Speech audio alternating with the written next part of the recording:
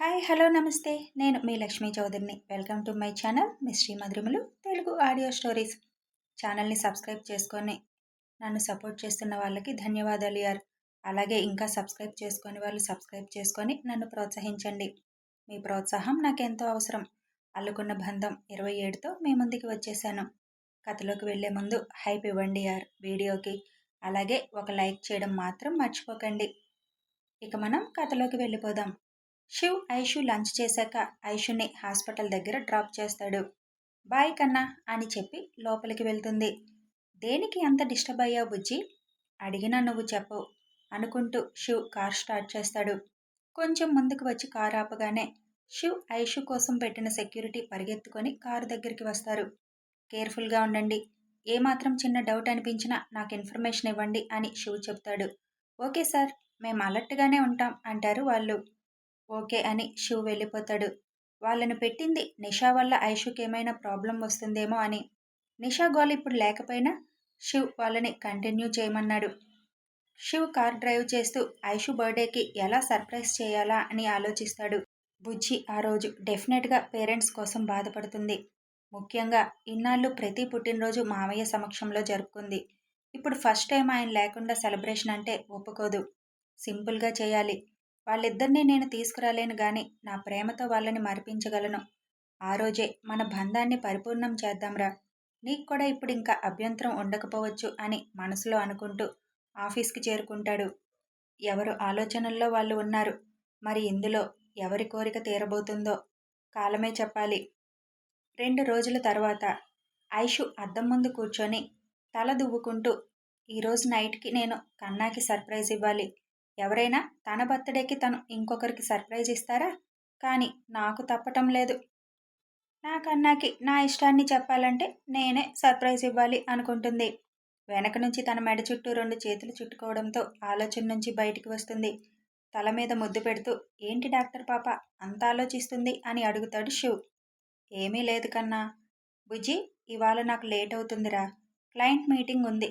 నా కోసం వెయిట్ చేయకు. తినేసి పడుకో అని చెబుతాడు. లేట్ అంటే ఎంత లేట్ అవుతుంది కన్నా? చెప్పలేనురా. 11 దాటవచ్చు. ఇంకా ఎక్కువ టైం అయినా పట్టొచ్చు. హమ్మయ్య, కన్నా లేట్ అయితే నా పని నేను హ్యాపీగా చేసుకోవచ్చు అనుకొని సరే కన్నా అంటుంది. ఓకే, టేక్ కేర్, బాయ్ అంటూ ఐషుని హత్తుకొని నుదురు మీద ముద్దు పెట్టి వెళ్ళిపోతాడు. కిందకి వెళ్ళిన శివ్, మీ చిన్నమ్మ టెర్రస్ మీదకి వెళ్లకుండా చూసుకునే బాధ్యత నీదే శాంతమ్మ. డెకరేషన్ వాళ్ళు వచ్చి మొత్తం చేసి వెళ్తారు అని చెబుతాడు. అలాగే చిన్నయ్య, నేను వెళ్ళనివ్వను అంటుంది. బయటికి వచ్చాక సత్యంకి కూడా ఐషు గురించి చెప్పి వెళ్ళిపోతాడు. గేటు దాటి కొంచెం ముందుకు వచ్చి అక్కడున్న ఐషు సెక్యూరిటీకి కూడా కళ్ళతోనే అలర్ట్గా ఉండమని చెప్పి వెళ్తాడు. ఐషు ఈవినింగ్ తొందరగా వచ్చేసి తను చేయాలి అనుకున్నది చేయాలి అనుకొని హాస్పిటల్కి స్టార్ట్ అవుతుంది. అతుల్ తన గెస్ట్ హౌస్లో ఐషుని అక్కడికి తీసుకొచ్చే ప్లాన్ వేస్తున్నాడు. అతని ఫ్రెండ్ అతుల్, తనకిప్పుడు పెళ్ళైపోయింది, ఎందుకురా ఇదంతా? అంకుల్కి తెలిస్తే ఈసారి నిన్ను తానే పోలీసులకి అప్పగిస్తారు అని అంటాడు. ఆయనకి తెలిసేలోపే ఐశ్వర్య నా సొంతం అవ్వడం, తనని ఇక్కడి నుంచి దూరంగా తీసుకువెళ్ళిపోవడం జరుగుతుంది. ఒకవేళ తెలిసినా మా డాడీ బెదిరిస్తాడ్రా. అంతే తప్ప నా గురించి బయటపెట్టి నన్ను పోలీసుకి అప్పగిస్తే పోయేది ఆయన పరువే. పైగా ఇప్పుడు మా చెల్లి పెళ్ళి ఉంది 4 రోజుల్లో. ఈ టైంలో నేనేం చేసినా ఆయన నోరెత్తరు. తనెందుకు నీతో వస్తుందిరా? నా చేతుల్లో నలిగాక మొగుడు దగ్గరికి వెళ్ళలేదు. నాతో రాకపోతే దాని మొగుడిని చంపేస్తా అని చెబుతాను. అప్పుడు చచ్చినట్టు నాతో రాక ఏం చేస్తుంది? ఐశ్వర్య నీకంత ఈజీగా లొంగుతుందా? అందుకే దాన్ని మత్తులో పడేస్తా. స్పృహలో ఉంటే దాన్ని లొంగదీసుకోలేము. 4 ఏళ్ల నుంచి దాని మీద నా కన్నుందిరా. అది ఎంత చీకొడితే నాకు దాని మీద అంత పంతం పెరిగింది. దాని బాబు ఇంత తొందరగా పెళ్లి చేస్తాడు అనుకోలేదురా. లేకపోతే అప్పుడే ఇలా చేస్తే చెడిన కూతుర్ని చచ్చినట్టు నాకే ఇచ్చి చేసేవాడు. ఇంకిప్పుడు కూడా నేను ఆలోచిస్తే దానికి పిల్లలు కూడా పుట్టేస్తారు. అఫ్కోర్స్ అప్పుడు కూడా నేను వదలననుకో. దానందం అలాంటిది. నువ్వు ఇక్కడ నేను చెప్పినట్టు అరేంజ్మెంట్స్ చేసి వెళ్ళు. కాసేపు దానికి ఇదంతా చూసి భయం వేయాలి. ఎప్పుడూ దాని కళ్ళల్లో భయం చూడలేదు. ఇవాళ తప్పించుకునే మార్గం లేదు అని తెలిసి అది భయపడుతుంటే చూసి ఎంజాయ్ చేసి అప్పుడు మత్తు ఇవ్వాలా? భయంతో అదే నాకు లొంగుతుందా చూస్తాను. ఇంక నేను హాస్పిటల్కి వెళ్తాను. ఆ ఐశ్వర్య నవ్వు చూడాలి. రేపు తన పుట్టినరోజుకి నేను ఇవ్వబోతున్న గిఫ్ట్‌కి ఇంక నవ్వు ఉండదు కదా అని నవ్వుకుంటాడు. ఐషూ, ఆ అతుల్గాడు మమ్మల్ని అస్సలు ఊపిరి కూడా పీల్చుకొనివ్వడం లేదే. ఇటువైపు రావడానికి కూడా టైం ఉండడం లేదు. మాకు సంబంధం లేని డిపార్ట్మెంట్లో కూడా మాకు వర్క్ చెప్తున్నాడు. అదేమంటే జనరల్ చెకప్ అన్నా తెలియాలిగా అంటాడు అని స్వాతి నీరసంగా చెబుతుంది. జెస్సీ సైలెంట్గా ఉండడం చూసి ఏంటే నువ్వంత సైలెంట్గా ఉన్నావు అని అడుగుతుంది ఐషు. వాడు నిన్న మా జూనియర్తో మిస్బిహేవ్ చేశాడే. పైగా ఎవరితో అన్నా చెబితే నువ్వు డాక్టర్వి అవ్వలేవు. నీ ప్రొఫైల్ ఇప్పుడు నా చేతిలో ఉంది అన్నాడంట. నువ్వొక్కసారి డీన్తో మాట్లాడు ఐషు. ఆయన నీ మాట వింటారు కదా. చూస్తానే. నా మాటైనా ఎంతవరకు వింటారు? ఎంతైనా కొడుకు కదా. ఇప్పుడు కూతురు పెళ్ళి అని హాస్పిటల్కి రావడం లేదు కదా. వచ్చాక మాట్లాడతాను. సరే మరి వచ్చాడు అంటే మమ్మల్ని ఇక్కడ చూస్తే ఏదో ఒకటి అంటాడు. మేం వెళ్తాం అని ఇద్దరూ వెళ్ళిపోతారు. ఐషు రౌండ్స్కి వెళ్తుండగా ఎదురు వస్తాడు అతుల్. అతన్ని తప్పుకొని వెళ్ళిపోతుంది ఐషు. వెళుతున్న ఐషుని చూసి ఒక కన్నింగ్ నవ్వు నవ్వుకుంటూ వెళ్ళిపోతాడు. టైం 5 అవ్వగానే ఐషు వెళ్ళడానికి పర్మిషన్ తీసుకుంటుంది. అప్పటికే సత్యంని రమ్మని కాల్ చేసింది ఐషు. ఐషు బయటికి వస్తుండగా ఒక నర్స్ వచ్చి, మేడం, ఒక పేషెంట్కి ఎమర్జెన్సీ, మిమ్మల్ని చూడమన్నారు అని చెబుతుంది. నేను ఆల్రెడీ పర్మిషన్ తీసుకున్నాను వెళ్ళిపోవడానికి. బిన్నీ మేడంని చూడమనండి అంటుంది. ఆ మేడంనే మీకు చెప్పమన్నారు. కండిషన్ కొంచెం క్రిటికల్గా ఉంది మేడం. ఐషుకి తన బాధ్యత గుర్తుకు వచ్చి సత్యంకి కాల్ చేసి, ఎమర్జెన్సీ పేషెంట్ని చూడ్డానికి వెళ్తున్నాను చాచా. టైం పట్టేటట్టుంది అని చెబుతుంది. నేను వచ్చేశాను చిన్నమ్మ, వెయిట్ చేస్తాను. మీరు చూసుకొని రండి అంటాడు. ఆ పేషెంట్ని చూసిన ఐషుకి అర్జెంట్ ఆపరేషన్ చేయాలని అర్థమై ఆపరేషన్ థియేటర్ రెడీ చేయమంటుంది. ఇదంతా చూస్తున్న అతుల్ ఐషు ముందు వెళ్ళిపోతుంటే తన ప్లాన్ ఎక్కడ వర్కౌట్ కాదో అనుకున్నాడు. ఇప్పుడు ఒక ఈవిల్ స్మైల్తో ఈరోజు టైం నాకే కలిసి వస్తుంది. చీకటి పడితే నా ప్లాన్ ఈజీగా అమలు చేయొచ్చు. ఐశ్వర్య, నీకు బ్యాడ్ టైం స్టార్ట్ అయ్యింది అని నవ్వుకుంటూ అక్కడి నుంచి వెళ్ళిపోతాడు. 7 అవుతుండగా శివ్కి డెకరేషన్ అంతా పూర్తయింది అని వాళ్ళు కాల్ చేసి చెబుతారు. ఓకే, మీకు మనీ సెండ్ చేస్తున్నానని చెప్పి శాంతమ్మకి ఇమ్మంటాడు. చిన్నయ్య చెప్పండి అంటుంది.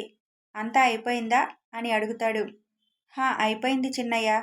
ఓకే, మీ చిన్నమ్మకి అనుమానం రాకుండా చూసుకో. చిన్నమ్మ ఏదో ఎమర్జెన్సీ ఆపరేషన్ అంటే అటెండ్ అయ్యారంట బాబు. వచ్చేసరికి లేట్ అవుతుందని చెప్పారు. వచ్చాక నేను చూసుకుంటాను అంటుంది. ఓకే అని కాల్ కట్ చేస్తాడు. వెంటనే సత్యంకి కాల్ చేస్తాడు శివ్.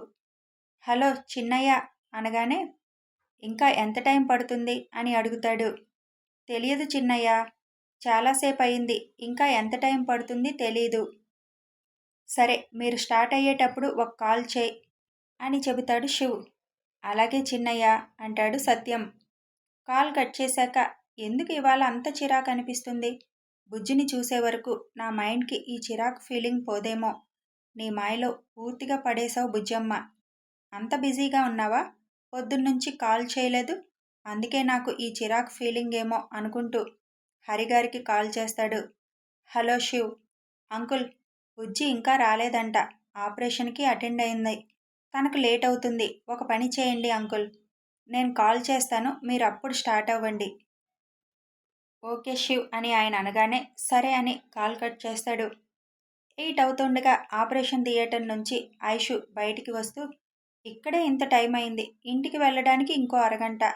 కన్నా వచ్చేలోపు అన్నీ చేయగలనో లేదో తెలియడం లేదు అనుకుంటూ కారు ఎంట్రన్స్ దగ్గరికి తీసుకురా చాచు అని సత్యంకి కాల్ చేసి చెప్పి ఫాస్ట్గా ఎంట్రన్స్ దగ్గరికి వెళ్ళింది. ఐషుని గమనిస్తున్న అతుల్ ఐషు స్టార్ట్ అవ్వగానే తన వెనక ఫాలో అవుతాడు, ఎవరికో ఫోన్ చేస్తూ. ఐషు కార్ హాస్పిటల్ రోడ్డు దాటగానే ఐషు కారు వెనక 2 కార్లు ఫాలో అవ్వడం స్టార్ట్ అవుతాయి. ఒక కార్ ఐషు కారు ముందుకు వెళ్ళి ఐషు కారుకి దారి ఇవ్వకుండా డ్రైవ్ చేస్తూ ఉంటారు. ఇదంతా గమనించిన సెక్యూరిటీకి డౌట్ వస్తుంది. ఒక 2 నిమిషాలు గమనించి శివ్కి కాల్ చేస్తారు. సెక్యూరిటీ ఫోన్ చేయడంతో వీళ్ళు చేస్తున్నారు, ఇప్పుడే కదా సత్యం స్టార్ట్ అయ్యానని కాల్ చేశాడు. ఏదన్నా నో నో అనుకుంటూ ఫోన్ లిఫ్ట్ చేస్తాడు. సార్, మేడం కార్ని 2 కార్లు ఫాలో అవుతున్నాయి. ఒక కారు మేడం కారుకి దారి ఇవ్వకుండా ముందు వెళ్తూ ఇబ్బంది పెడుతుంది. ఇంకో కారు వెనక ఫాలో అవుతుంది. కారులో వ్యక్తులు లోకల్ వాళ్ళే సార్. మాకు తెలుసు మనీ కోసం ఏదైనా చేస్తారు. వీళ్ళు కావాలనే చేస్తున్నారు సార్ అని చెబుతారు. వాళ్ళు ఫస్ట్ ఫాలో అవుతున్నారని చెప్పినప్పుడే శివ్ కార్ కీస్ తీసుకొని ఆఫీస్ నుంచి బయటికి రావడం, కార్ స్టార్ట్ చేయడం కూడా జరిగిపోతుంది. మీరిప్పుడు ఎక్కడున్నారు అడుగుతాడు. ఫాలో అవుతున్నాం సార్. హాస్పిటల్ స్ట్రీట్ దాటాము. ఓకే, నేను స్టార్ట్ అయ్యాను. మీరు ఫాలో అవ్వండి. ఫోన్ లైవ్లోనే ఉంచండి. Okay sir.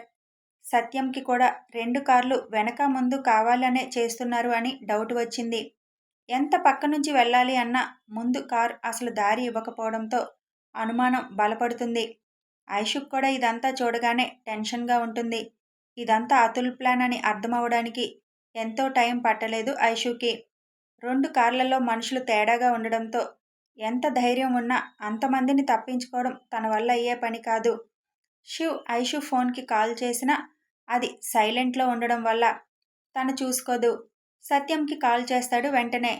శివ్ కాల్ అవడంతో వెంటనే బ్లూటూత్ ద్వారా ఆన్సర్ చేస్తాడు. చిన్నయ్య అని అనగానే కార్ ఆపకుండా డ్రైవ్ చేయి. ఏమాత్రం అవకాశం ఉన్నా ముందు కార్ని దాటడానికి ప్రయత్నం చేయి అని చెబుతాడు. అలాగే చిన్నయ్య. నేను స్టార్ట్ అయ్యాను. On the way. మీ వెనక బైక్లో 2 వస్తున్నారు. వాళ్ళు మనవాళ్లే.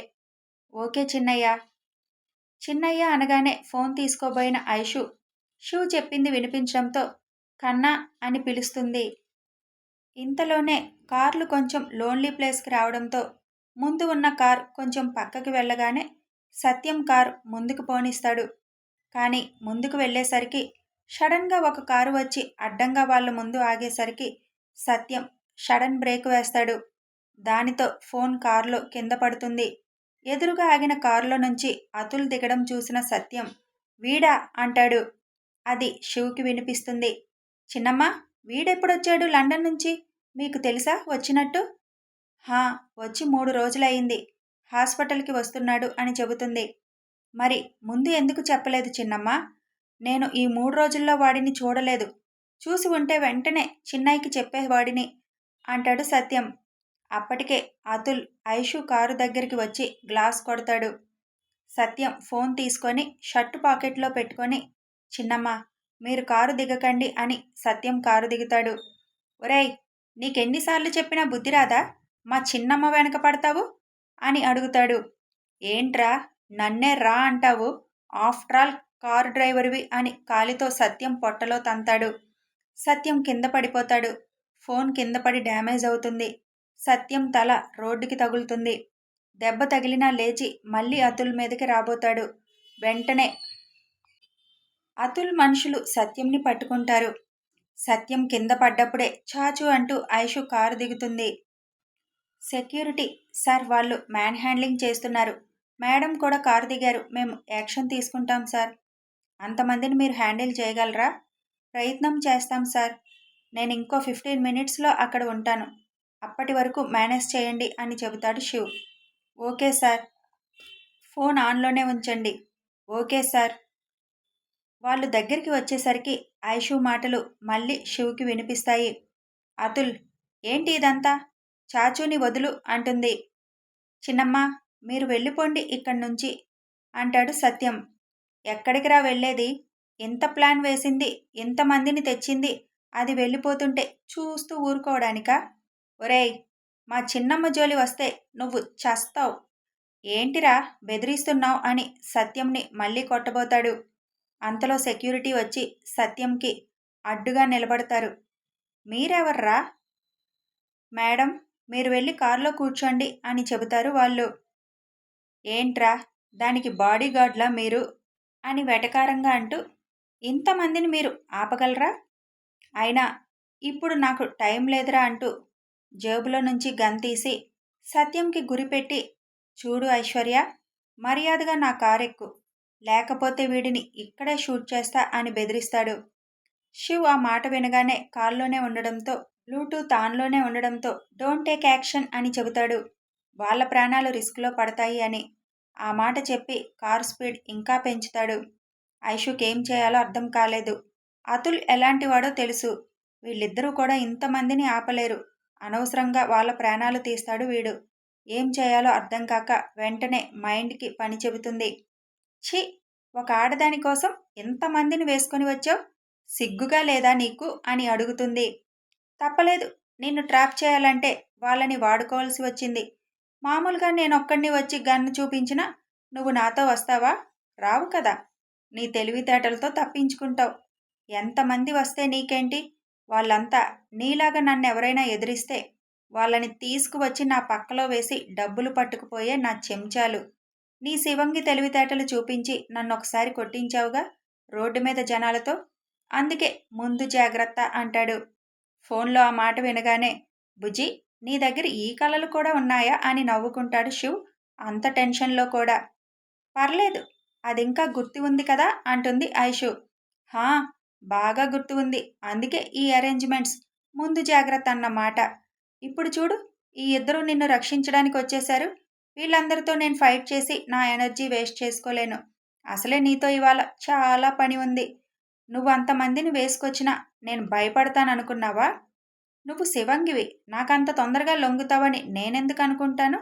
4 ఏళ్ల నుంచి నిన్ను పొందాలి అని నేను ఎన్ని ప్రయత్నాలు చేయలేదు. కానీ నువ్వు లొంగలేదు. మీ నాన్నని నిన్ను నాకిచ్చి పెళ్లి చేయమని అడిగితే అవమానించాడు. పైగా నా నుంచి నిన్ను ప్రొటెక్ట్ చేసుకుంటూ వచ్చాడు. నువ్వు నన్ను రోడ్ మీద అందరితో కొట్టించావు. మీ నాన్న పోలీస్ కంప్లైంట్ ఇస్తా అంటే మా నాన్న నీ జోలి ఇంక నేను రాకుండా చేస్తాను అని నన్ను లండన్ పంపించాడు. ఈ సంవత్సరం ఎన్నిసార్లు రావడానికి ట్రై చేసినా వస్తే ఆయనే పోలీసులకు పట్టిస్తా అని నన్ను బెదిరించాడు. మా నాన్న కూడా నీ కోసం నన్ను బెదిరించాడు. నీ మీద ఇంకా మోజు పెరిగిపోయింది తప్ప తగ్గలేదు. నీకు పెళ్ళయిందని తెలిసి నేను నీ జోలి ఇంక రాను అని మా నాన్నని నమ్మించి వచ్చా. రేపు ఆయనకి తెలిసేలోపు మనం ఇక్కడి నుంచి వెళ్ళిపోతాం. ఈసారి నేను నీకు ఛాన్స్ ఇవ్వదలుచుకోలేదు. అందుకే ఈసారి ఇలా ప్లాన్ చేశా. నువ్వు తప్పించుకోలేవు ఐషు డార్లింగ్. డార్లింగ్ అన్నమాట వాడి నోటి నుంచి రాగానే శివ్ చేతులు స్టీరింగ్ మీద బిగుసుకున్నాయి. మొన్న చెప్పాను ఐశ్వర్య శివాన్ష్ అని. డార్లింగ్ అన్నావంటే నాలుక చీరేస్తా. ఏయ్, ఇప్పటికే చాలా ఎక్కువ మాట్లాడావు. నేను విన్నాను. మర్యాదగా వచ్చి కారెక్కు, లేకపోతే వీళ్ళ ముగ్గురూ చేస్తారు.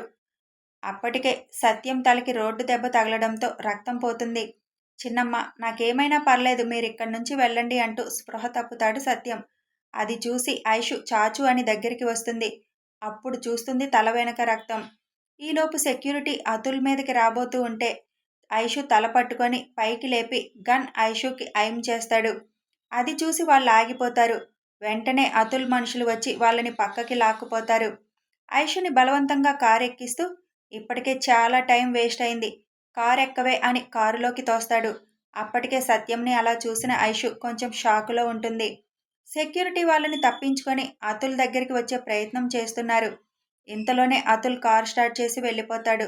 అతుల్ మనుషులు కూడా సెక్యూరిటీని తోసి వాళ్ళు కూడా అతుల్ని ఫాలో అవుతారు. శివ్ ఎంత ఫాస్ట్గా డ్రైవ్ చేసినా ఆఫీస్ నుంచి వాళ్ళున్న ప్లేస్కి రావడానికి 45 మినిట్స్ పడుతుంది. కానీ శివ్ ఇప్పుడు 20 మినిట్స్లో వచ్చేశాడు. అయినా అప్పటికే ఐషుని మిస్ అయ్యాడు. సెక్యూరిటీని పక్కకు తీసుకువెళ్ళినప్పటి నుంచే ఐషు మాటలు వినిపించలేదు శివ్కి. బుజ్జి ప్లీజ్, దగ్గరికి వచ్చేశాను, అలాగే మేనేజ్ చేయరా అనుకుంటూనే వచ్చేశాడు. కానీ అక్కడ సెక్యూరిటీ సత్యం తప్ప ఐషు లేదు. ఒక్క నిమిషం గుండె ఎదురుతుంటే ఫాస్ట్గా కారు దిగుతాడు. సెక్యూరిటీ శివ్ దగ్గరికి వచ్చి, సారీ సార్, మేడంని తీసుకెళ్లకుండా ఆపలేకపోయాము. కానీ సార్, ముందు జాగ్రత్తగా ఒక కారుకి ట్రాకర్ పెట్టాం. ఇదిగోండి సార్, ఫోన్కి కనెక్ట్ చేశాం. బైక్ డ్యామేజ్ చేశారు సార్, లేకపోతే ఫాలో అయ్యేవాళ్ళం అని చెబుతారు. వెంటనే శివ్ అలర్ట్ అయి, థ్యాంక్ యూ, మీరు తనని తీసుకొని హాస్పిటల్కి వెళ్ళండి. కానీ సార్, మేము కూడా మీతో. నో నీడ్, మీ మేడం గురించి నేను చూసుకుంటాను, మీరు అతన్ని తీసుకువెళ్ళండి అని చెప్పి ఫాస్ట్గా కార్ స్టార్ట్ చేసుకొని ఆ ట్రాకర్ చూపిస్తున్న లొకేషన్ ఫాలో అవుతాడు. సత్యంని తీసుకొని కారులో వాళ్ళు హాస్పిటల్కి వెళ్తారు. సారీ బుజ్జి, ఒక్క నిమిషం లేట్ అయ్యారా అంటూ కార్ స్పీడ్ పెంచుతూ కిరణ్కి కాల్ చేస్తాడు. జరిగింది టూకీగా చెప్పి సత్యం దగ్గరికి వెళ్ళమంటాడు. కిరణ్ హరిగారికి విషయం చెప్పి, నేను శివ్ దగ్గరికి వెళ్తాను నాన్న, వాడున్న ఆవేశంలో వాడిని చంపేస్తాడు కూడా, అది ప్రాబ్లం అవుతుంది అని కిరణ్ మైక్కి కాల్ చేసి పోలీసుని తీసుకురమ్మని చెప్పి కిరణ్ స్టార్ట్ అవుతాడు. హరిగారికి అతుల్ విషయం తెలుసు. వెంటనే డీన్కి కాల్ చేసి, నీ కొడుకు మళ్ళీ తప్పు చేస్తున్నాడు, ఈసారి అక్కడుంది ప్రకాష్ కాదు శివాంష్, తన వారి జోలి వస్తే ప్రాణాలు తీసేస్తాడు అని చెప్పి సత్యం దగ్గరికి రేఖ గారితో బయలుదేరుతారు. ఐషుకి సత్యం పడిపోవడమే గుర్తుకు వస్తుంది. తలకి దెబ్బ ఎలా తగిలింది చూసే లోపలే అతుల్ ఐషుని పైకి లేపుతాడు.